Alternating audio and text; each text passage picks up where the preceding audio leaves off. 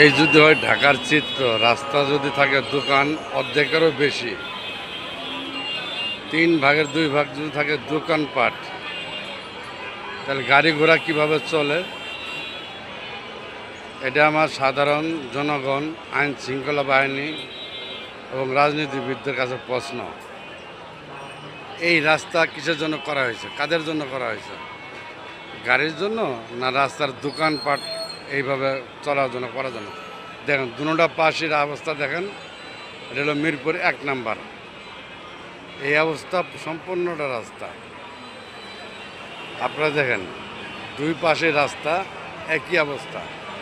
3/2 ভাগ রাস্তা দোকানপাট, আর 1 ভাগ গাড়ির চলাচল, খুব যানজট দুনো পাশে, উভয় পক্ষে ত্রিমুখী রাস্তা। দেখেন সবাই,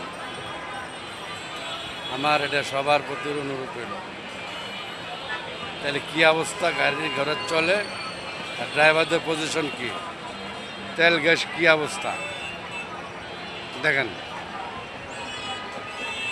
সবার প্রতি আমার বিশেষভাবে অনুরোধ থাকবে, সবাই দেখবেন এটা কি ঠিক না বেঠিক, সেটা কমেন্ট করবেন এবং জানাবেন। সবাই এটা জানবে এবং জানতে চায়। ভালো থাকবেন সকলেই। আসসালামু আলাইকুম ওয়া রাহমাতুল্লাহি ওয়া বারাকাতুহু।